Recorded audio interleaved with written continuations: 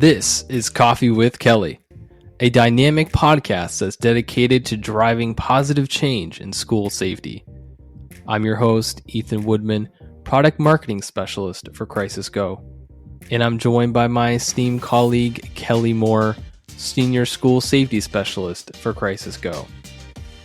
Our mission is to empower you with essential knowledge, tools, and inspiration required to foster a safer and more secure school environment. We hope this podcast will be the catalyst for transformation in your schools. Join us as we continue to dive into the world of school safety. Good morning, Kelly. I want to tell you something real funny that happened to me this morning. So, I was doing my... Is it going to actually be funny, or is it just funny to you and you're hoping that I... So, funny story. We're actually looking for new co-hosts, guys. No. I'm kidding. So I was doing my regular, coffee making routine, and so I have a burr grinder. So it's when like the two plastic parts grind the beans, so that way it doesn't burn them, so it tastes a lot better. So and then there's like a little plastic bucket that goes in there that's supposed to catch all the grounds. And because I've been getting probably about 2.5 hours, maybe 3 hours of sleep on average for the past month, because of a 7-month-old that does not want to sleep. Awesome. So I'm very tired most of the time. So I'm just doing my regular coffee routine, and I do you spin the dial like like one of those like old timers, and I turn that and it's going. I'm getting all the other stuff ready, and I go to grab the bucket out of my burr grinder, and there's no bucket in there. So I ground the beans with no bucket in there. So they're all over the counter? They were all over the counter. Awesome. So that was my morning this morning. Yeah, I don't have that problem. You know why? Because your kids are not 7 months old? Nope. I buy cheap coffee. It's already ground. Ugh. And then I make the best coffee out of it. Guys, don't do this. Don't. Cowboy coffee. You gotta get the whole bean and grind it yourself. That's how you gotta do it. You don't. That's the coffee industry lying to you. No, that's all fake science. It's real science. There's real science behind it, Kelly. I will tell you, I have turned some pretty big snobs into converts of the cowboy way. I think they were just trying to be nice. They didn't actually change. I would say that if they didn't continue it, they do it all the time. Really? If they had made it once or make it once when I'm in their presence, I get it. But some people make it all the time. I'm one of them. All right, what do we got today? So I gotta think of it. I don't even have a burning question for you at the end. You'll think of one, or you're going to think of many based upon our topic today. Okay, we'll come up with one. But anyways, so yep. In our In the News section, so this is actually not in the U.S. This is an event that happened in Finland. I think it was about a day ago, maybe a little over 24 hours. I'm not 100% sure, but it's around that time frame. So in short, basically a 12-year-old boy went into his school and shot 3 of his classmates who were also all 12 years old. And I was reading in an article posted just about an hour ago, and as you would have probably guessed, the kid obviously was put into custody because they grabbed him, but they were asking him questions, obviously, and they said, "Hey, why'd you do this?" And the answer is, "I was bullied." Mm-hmm. Are you surprised? It blows my mind that something I feel like it's something so simple to solve if we really worked at it would cause something to that extreme. It would push a 12-year-old to do that. So Yeah, this obviously, this is a discussion we could go on for weeks, months, yeah, years, yeah, so forth, right? And here is the issue with bullying. We've talked about it ad nauseum about bullying and what it is, but I'm going to bring it to a little bit more fundamental level. And bullying is when somebody comes to a situation from a position of power, right? We've talked about that before. yeah. And I want you to do something because I have the power to make you do it, or the perceived power, right? So bullying is often done in groups, not necessarily just one on one, but fundamentally, it's in our DNA, survival of the fittest. Mm, And bullying is a manifestation of that. Is I am powerful. I am the one who has the power to do this and make you do what I want to do because I am the fittest, right? So trying to socially engineer that kind of thing out of nature is a difficult thing to do. It's not easy. We see that in other than in the human species, we see it in almost every other species. I say almost because I'm not a scientist, so I don't know if there are some that don't do that. But everything is about survival of the fittest. The procreation is survival of the fittest. They want the best genes moving forward. We've socially engineered that out of society, right? Or we're trying to. And we talked a little bit about this when I was growing up. We had playground conflicts. yep. You used to fight it out, and you'd get in trouble. There is no doubt about it. But the result of the fight solved the problem, right? Because whoever you had that conflict with, if you were on the losing end, you didn't go back after that person. If you were on the winning end, you just kind of said, look, I don't have to do this because I know I can win this battle, right? We don't have that anymore. And I'm not saying we should bring it back, but I'm just saying we don't have it anymore. So now we have to look at the replacement of that, and that's through education and so forth. But when we look at something so simple and so minor for us, it's coming at a situation either generated by the position of power or the result of a response by the position of power or lack thereof. And then we look at the resolution. And we talked a little bit about this right before the pressing the record button on this. And what are weapons? And why do we have weapons? And why are they there? And weapons, regardless of the type of weapon, they were developed and or brought to the equation as an equalizer or to get an advantage. And so when people are at a disadvantage, then they try to find something that will give them the advantage.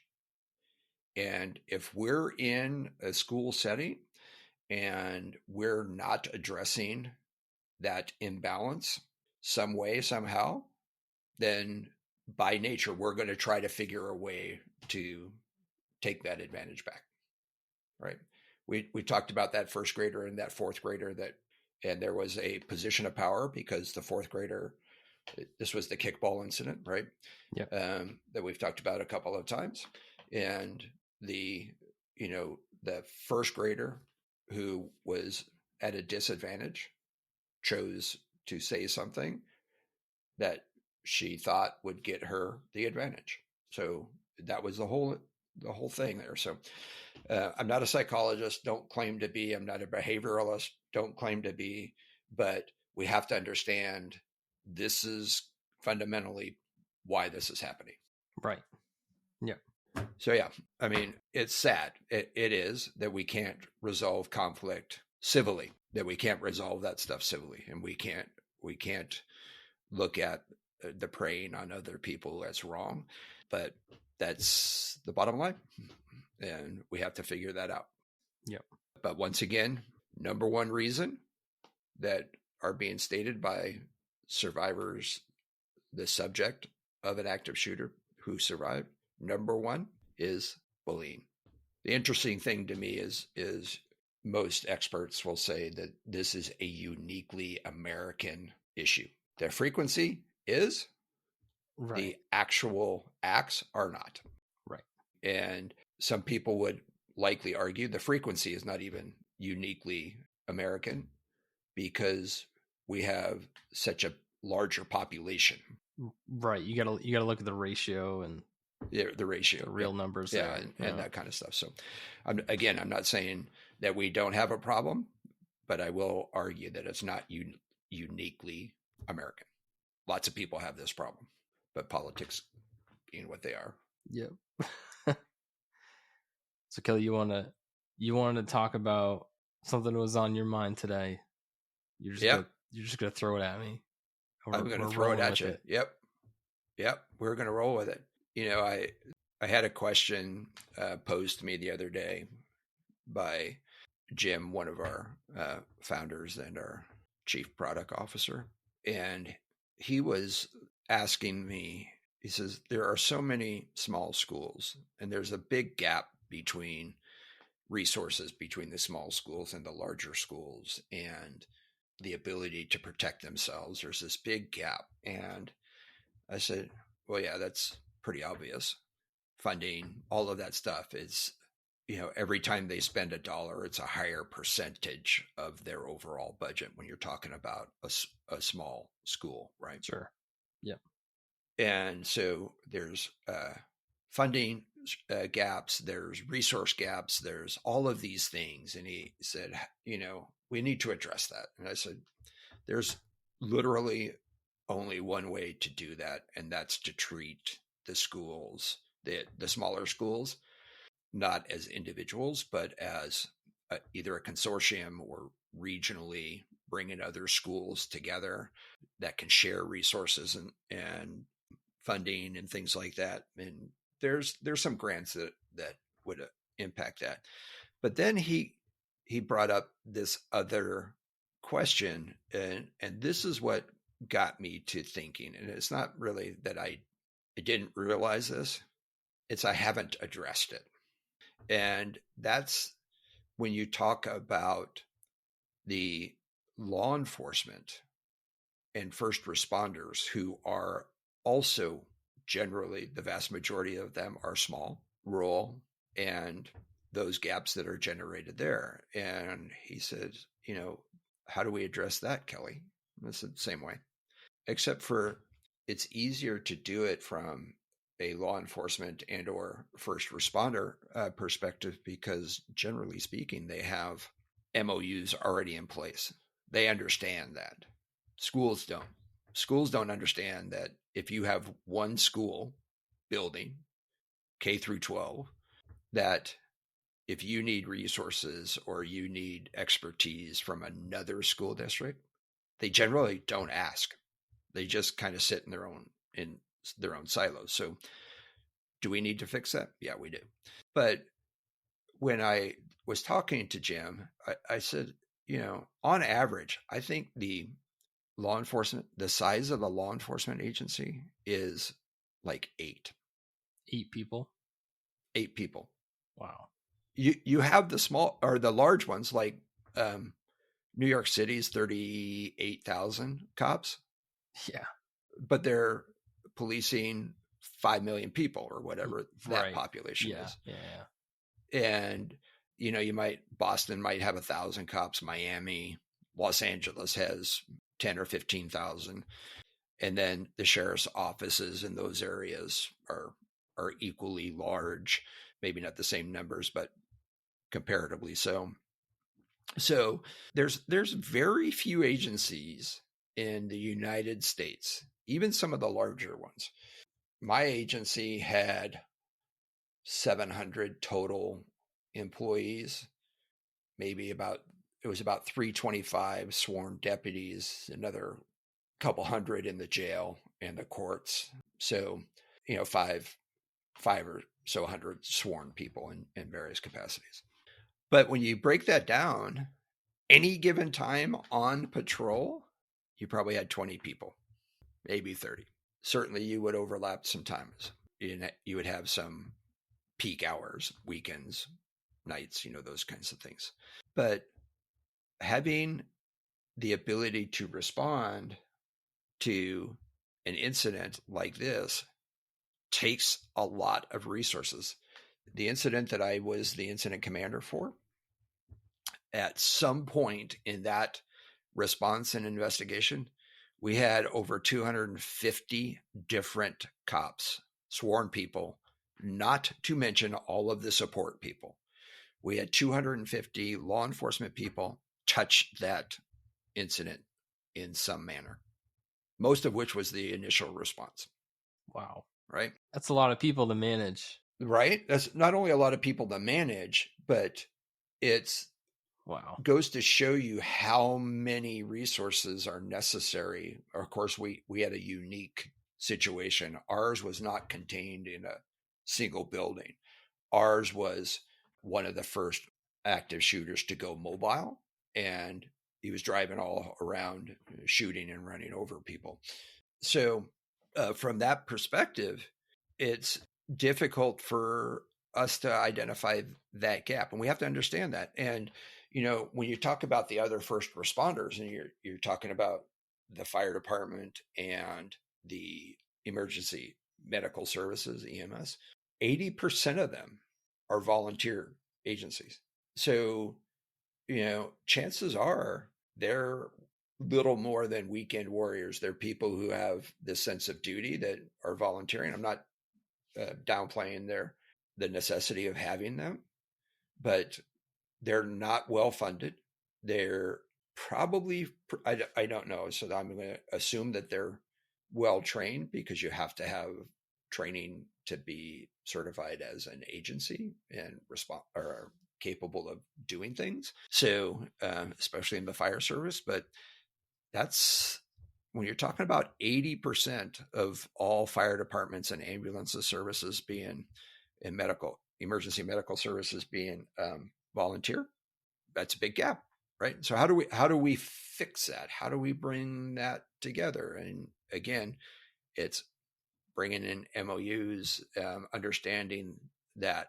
And so when we look at the responsibility of the school and what they are doing or not doing, as we have talked about throughout this journey of making your schools safer and doing it, we've talked about who's ultimately responsible for the safety of their kids: superintendents, school boards, principals, school safety directors, right? Those people who are by policy and or expectation in control of that school or that district, right?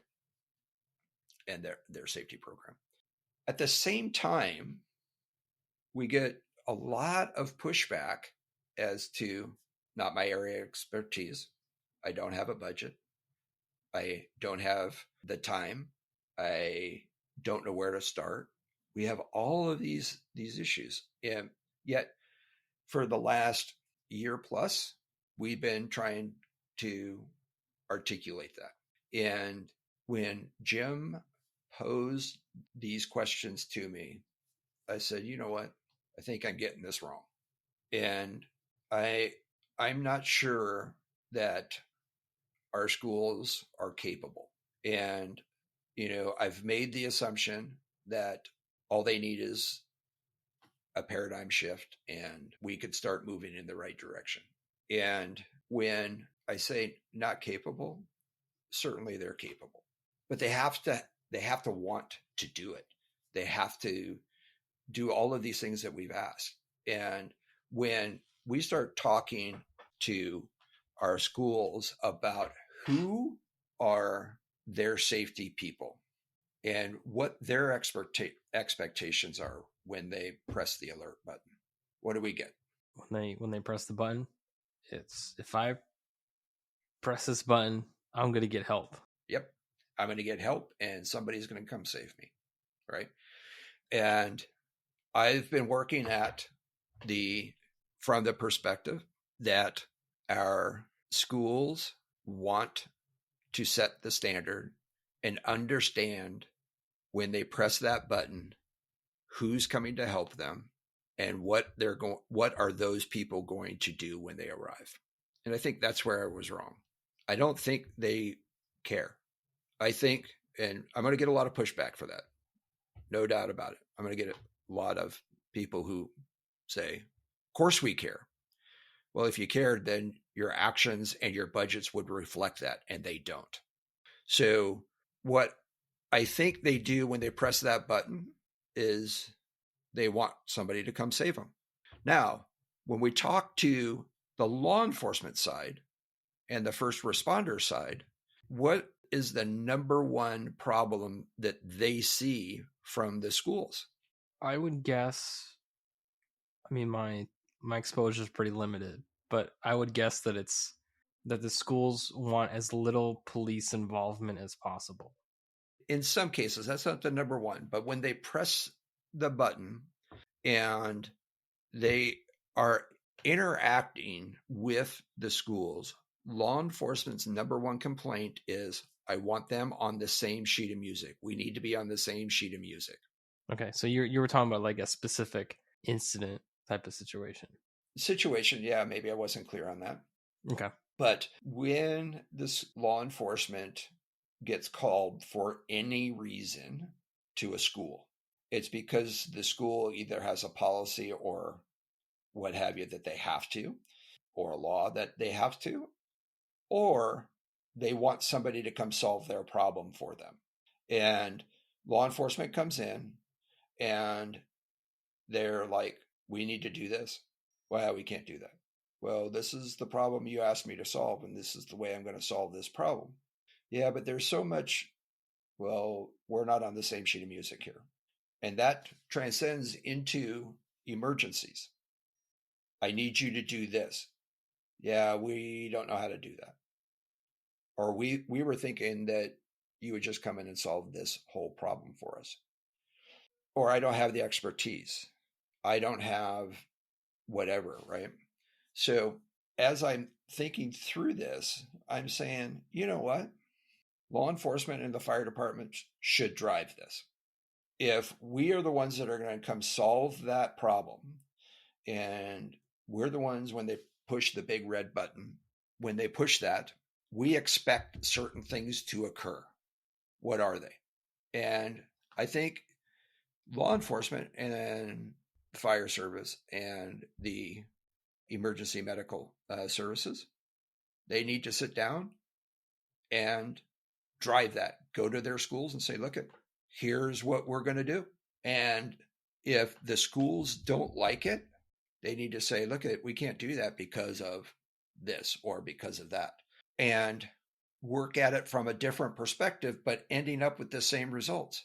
You need to understand what you need to do during this type of event, because you're going to call us and we're going to expect you to be in this mode.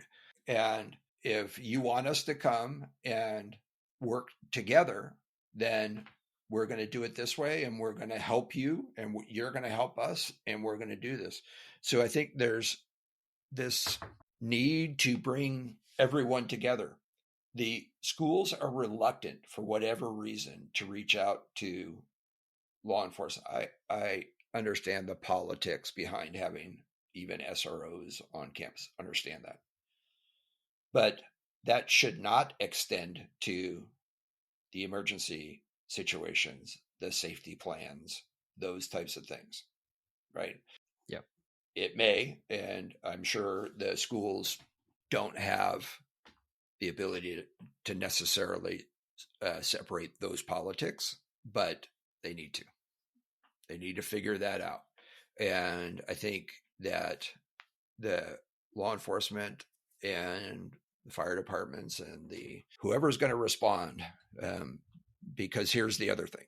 If our average size law enforcement agency is 8 and you have a 24/7 response service, you have 1 or 2 people working every day. So what does that mean? State police are coming, sheriff's departments are coming. I call them fish and game, conservation, wildlife cops, whatever you call them, they're coming. Federal agencies are coming. They're going to be slow because well, it sounds like I'm joking, but it's just a matter of I thought you were making logistics. a dig at him. No, well, I can if you want. No, it's just because they're not right there. Yeah. Right. That makes They're sense. usually in the larger populated areas, and then they get farmed out to the smaller or the less populated areas. But they're going to come. Your court cops, your DA investigators, all of these different agencies are going to show up. So they need to understand that. And when I talk to schools, smaller districts, I get, oh, the sheriff's department takes care of our stuff. Okay. But they're a small sheriff's department. Who else is coming? Oh, the state police. Okay, great. Well, you can see just by the way they say it, they believe that the state police is going to have all these resources. They do somewhere, and likely somewhere else, right? In, a small county or a small rural county, you might have a single state trooper or a state police guy for 3 or 4 counties, just because that's the nature of everyday law enforcement. So understand what those resources are, have the cops drive that, have the fire departments do the same thing. If 80% of your fire and medical emergency agencies are volunteer, what does that look like? Get them all together. And I think this is something that, maybe I've gotten it wrong, maybe not, but I think there's this from the perspective of the schools. They think that law enforcement drives this, and law enforcement isn't, for lots of reasons. They have resource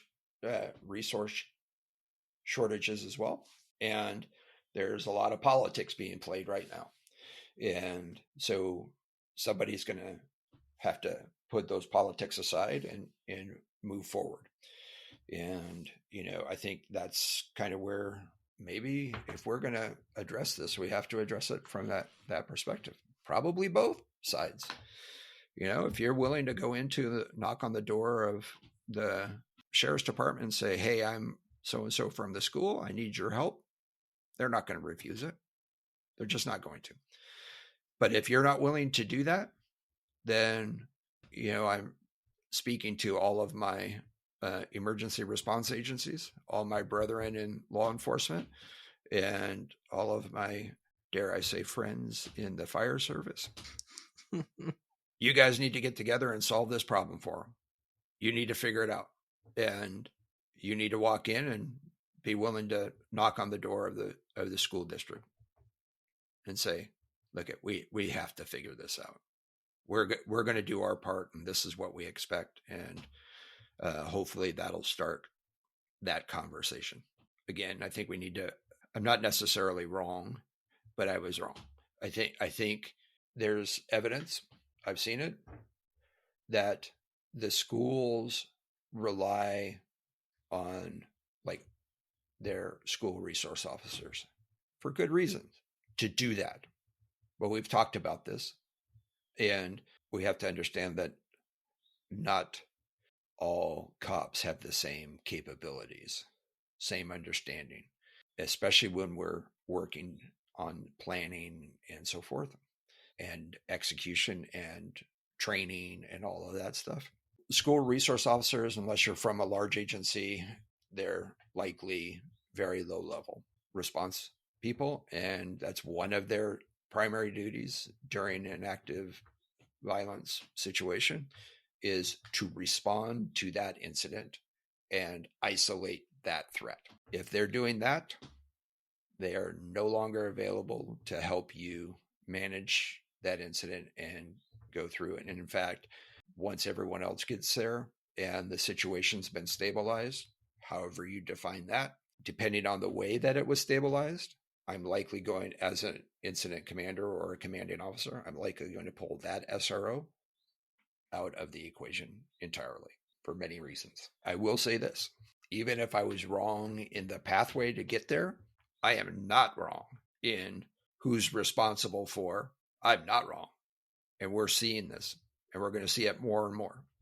I am not wrong in who is ultimately responsible for the safety of those students. And in most cases, legally. Yeah. You can't say you don't have that responsibility and then say in the next sentence that when I'm at school as an administrator, I am legally the parent of that child in absentia or whatever they call that. In the absence of the parent, they are the parent. Right. Yeah, you're essentially the guardian. The duty to care for the child has been transferred from the parent to the teacher or whoever once they are in that, to educator, school building. to the school. Yeah. Yeah. Legally, it's been done. So as soon as you drop your, the parent drops the kid off, the school has that responsibility by law. There you go. I'm not wrong there. So, No. you know, and we can't be selective on what that means. Just like a parent, you have the duty to keep that kid safe. So there you go.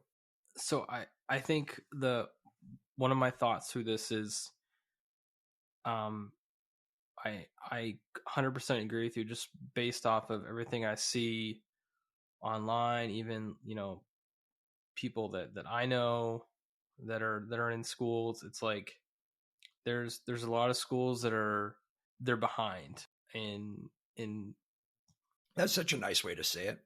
I'm trying to be nice, but it's like the resources that they have are very limited compared to any other organization, right? Every other organization has advanced in their way of looking at things, advanced in the technology that they're using, and it's like there's schools that are still filing documents with paper, and then they store that physical paper in storage lockers. Some schools will pay to have 5 some years records stored in storage lockers. Mm-hmm. Physical papers, and they're paying to store that in a storage locker. That's a real thing. I'm like, what? Are you kidding me? But anyways, so but what I want to get to is that, like, I think there are some schools that are doing it right. I think there are some schools that are actually doing everything they can to make these steps to put together these protective, elements in their schools, or adding. There's some schools that are adding, the AI wherever they can, gun detection and state of the art cameras and whatever else they need. And this is what I want to say to those schools is that if you're doing it right, we need you to be very vocal. We need you to be like champions of, like, hey, this is what happens when you do things right. Here are the benefits, because here's what's going to happen if you don't. Nothing's going to change. We're going to be in the 50-year anniversary of Columbine, and nothing will change because the people who are doing it right are not championing school safety enough.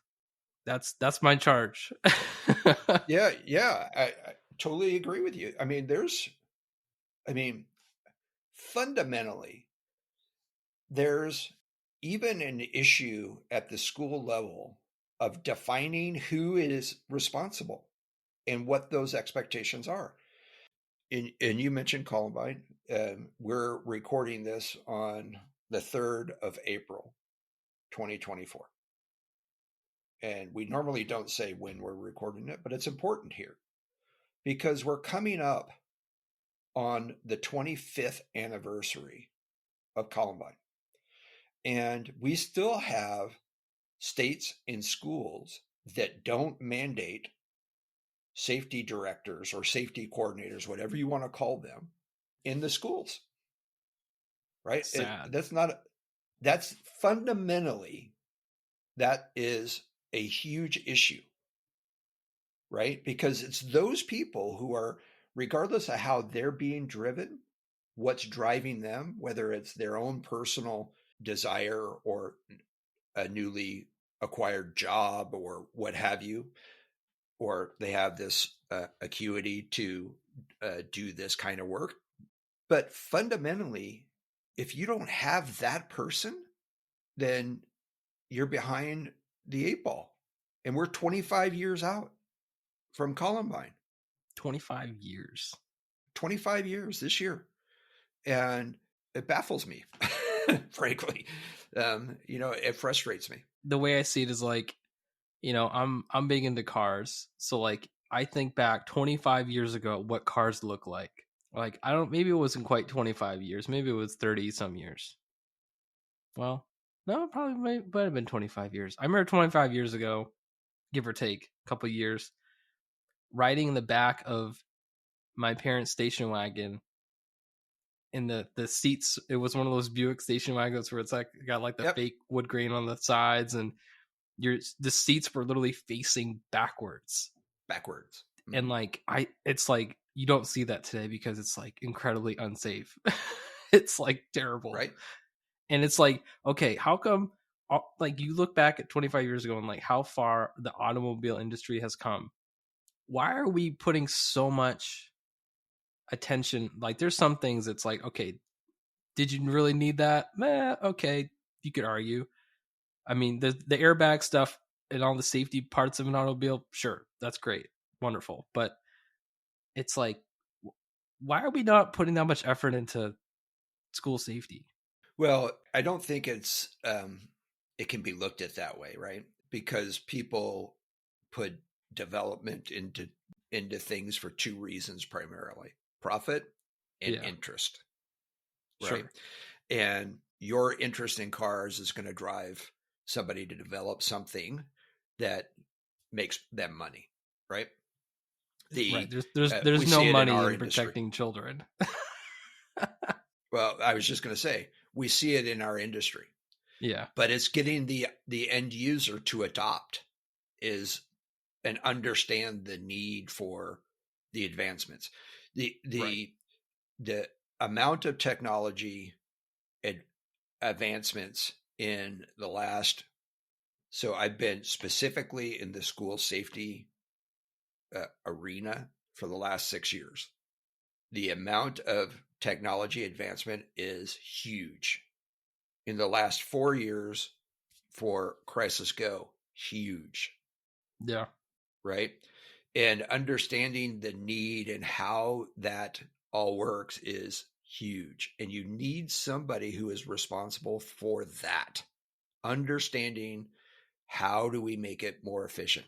You mentioned paper. People are still using paper to document stuff, and it's in a file that literally transfers when the kid gets transferred. And nobody goes through that file to see what's in there until there's a problem, right? And nowadays, although let me just say this. Nowadays, the technology is available for us to analyze and interpret that type of data at the push of a button. Yep. If it's set up correctly, right? We have the ability to analyze and alert people that are in your building. We have the technology, although it's not being used for this, to track who and how many people and where they're at in a building, right? So accounting for kids during an emergency, that's there, right? So accounting for who's in your building during an emergency, we have those capabilities. So yeah, I mean, there is, we talked about this before. I believe at some point we have to start developing the profession of school safety people, Mm.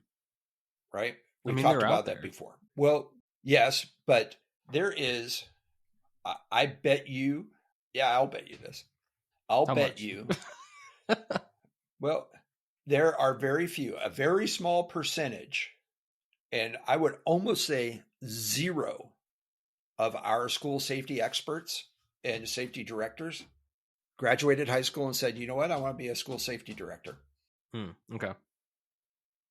I'd right? probably agree with you on that one. I'm going to go to school to be a school safety director. I bet what ended up happening, and this is maybe the crux of the entire issue with school safety, is those people who have a propensity for school safety stumbled upon it because of an assignment, a something other than that being their primary goal and function, Mm. right? Yeah. And we talked about the need for higher education to develop programs for this. They did it with, there's programs, lots of programs now for certified emergency managers.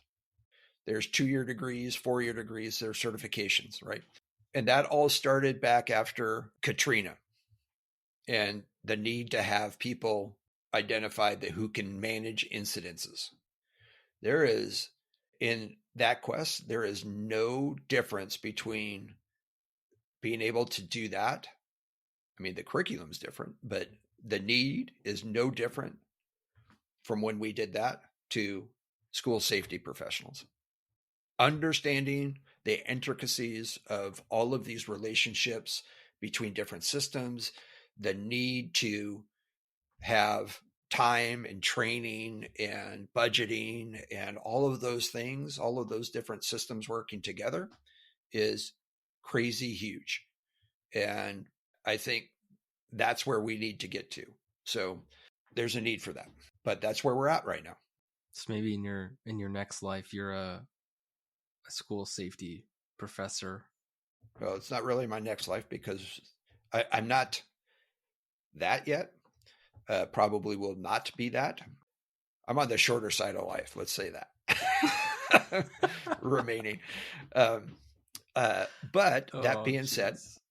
there's efforts to do that. I think it's too early to say exactly where we're headed with that, but there are efforts in that vein trying to work through that. But it is so over needed because we have to drive, and here's the other thing. We're going to get there. Maybe not in my lifetime, but we're going to get there, and we cannot afford business as usual when somebody says, "Oh yeah, we need that. We need a professional school safety dude or dudette person to come in and handle our safety and our security." We cannot afford to say, "Oh, that's their job, not mine." Their job is going to be making sure that everyone is on board with building a safety culture, a positive environment, all of those things we've talked about. And you cannot just hire a safety coordinator, a director of safety, and say, "Oh, we're good." Right. You can't just do it just to check off a box. It's not how it works. Right? So, what did we talk about? The 3 pillars, right? Systems, policies, and people. People, right? Policies and I'm getting good at this, systems, Kelly. right? You're getting better, right? We're going to drive this home, and we're going to. In Oh, fact, man. your next life might be a school safety director. I'm going to develop homeschool curriculum for that. Sure. Why? Sure. Sure. Yeah. But yeah, I think For that's where co-ops, we for need to co-ops, it go. would I work think, pretty good. yeah.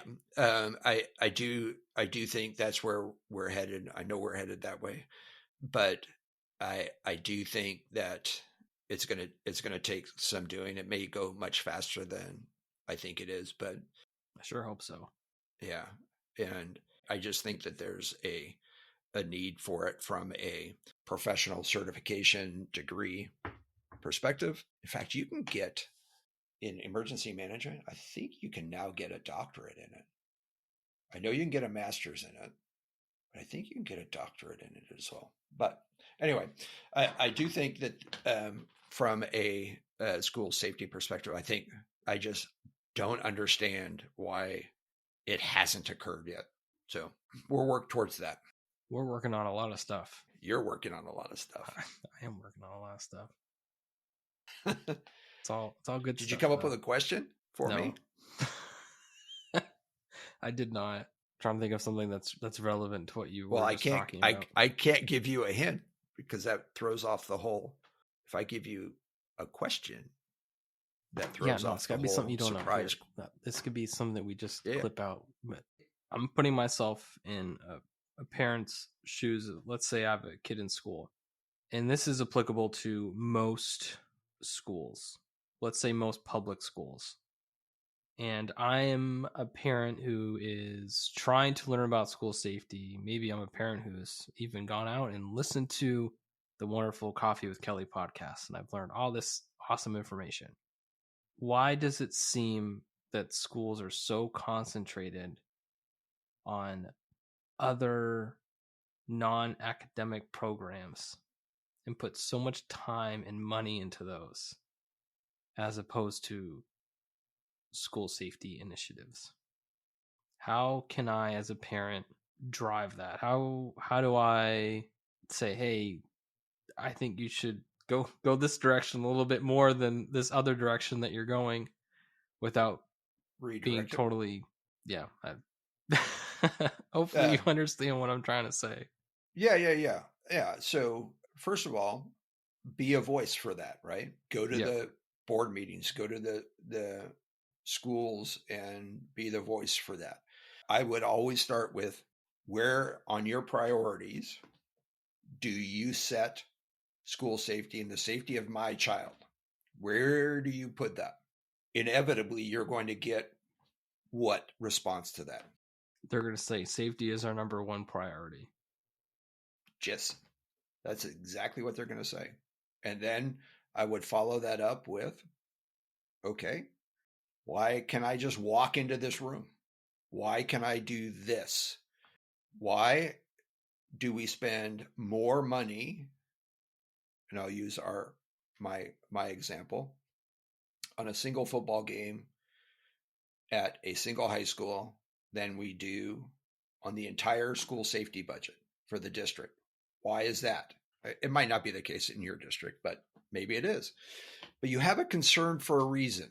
Try to figure out and fish through that and fish out why that concern is there. You have if you're concerned about your child going to school, why? And don't accept the number one. It's our number one priority. Have them show that to you.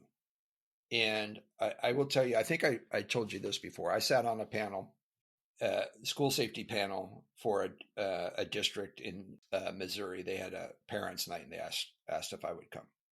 And so I sat on a panel, and one of the parents said, "What are you doing to keep our kids safe?" "Oh, we have a plan." "Oh yeah, what is that plan?" "Well, it's in a 3-inch binder, and we work with our law enforcement." "Oh, okay." And I'm sitting back saying, I know what's in those 3-inch binders. That parent does not. And I'll bet you that school administrator who answered that question that way does not. And I will bet you that law enforcement officer who was sitting next to that administrator does not. Don't accept, oh, here's the binder. because that, even if that binder is complete and right on point, unless you know what's in it and how to apply it during every situation or any situation, then they're no better off. And that's where we often find the biggest gap, is the gap between having something by a mandate and understanding how to apply it. Uh, Again, during this conversation I had with Jim that we talked about earlier, we talked about one of the biggest gaps. I've been to lots and lots of training by federal agencies in this whole arena of school safety, threat management, threat identification, case management, all of this stuff. I've been to lots of training that way. I've put on some training that way for that. And when you talk to the attendees, they come out of those with this kind of thought. What great training. That was fantastic. What do I do next? Where do I start? And if you look at the amount of effort that they're asking for during those trainings, I'm not disagreeing with anything that they said, but from a school's perspective, that's overwhelming, especially if you talk about doing a single threat assessment and the amount of effort that it takes to do that and do it properly. And then you multiply that by 100, 200, 300, whatever your school population is, your case management population is, that becomes a very daunting task, especially if you don't know where to start. So you have to understand how to apply it and get to those people, get some resources, figure it out, because you have to do it. And this goes back to, if you think law enforcement is handling it as a school, you need to go to law enforcement and say, hey, how are we going to do this? Don't just say, oh, we gotcha. We trained for it. Okay.